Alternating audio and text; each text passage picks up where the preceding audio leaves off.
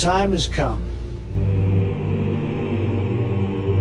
Execute Agenda 47.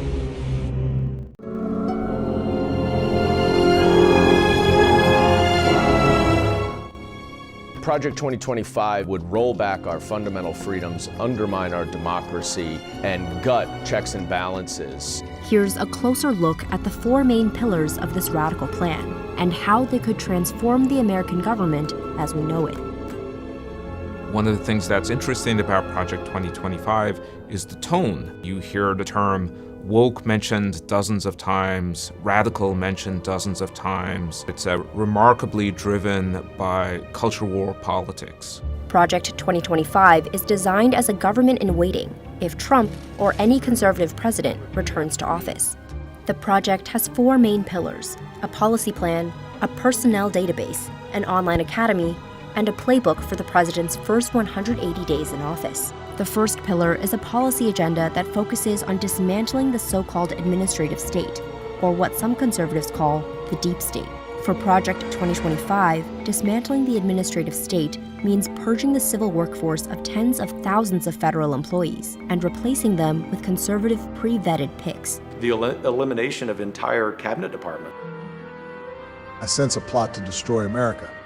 The plan would dismantle the Department of Homeland Security, eliminate the Department of Education entirely, and transform the FBI into a political task force that is accountable to the president. The playbook also outlines a plan to bring many federal agencies, like the Department of Justice, under more direct presidential control. The Heritage Foundation says it wants to ensure that what remains of this whittled-down federal bureaucracy is conservative. Pillar 2, personnel database. Trump really emphasizes loyalty, and you see those practices now being adopted by Project 2025, where you fill out a form that essentially indicates if you are loyal to President Trump or not. Once they're fully vetted, they can move on to Pillar 3, an online presidential administration academy that would train future bureaucrats in conservative values and governing. Project 2025 provides detailed policy plans for dozens of government agencies, outlining ways to create de facto abortion bans, slash federal investment in renewable energy, and roll back environmental regulations.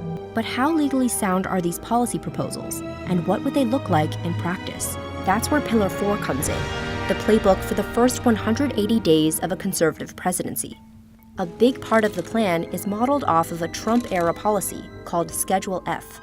Schedule F is originally an executive order that Trump signed that would allow him to turn thousands of career civil servants into political appointees that he could then fire if they displeased him in any way, and then have to be more responsive to a president who in the past has shown a willingness to fire people for disloyalty rather than for competence.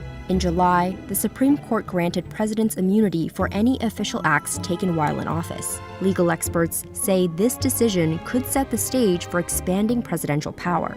This agenda is a fascist, authoritarian dictator's dream. And we know that that is exactly who Donald Trump wants to be.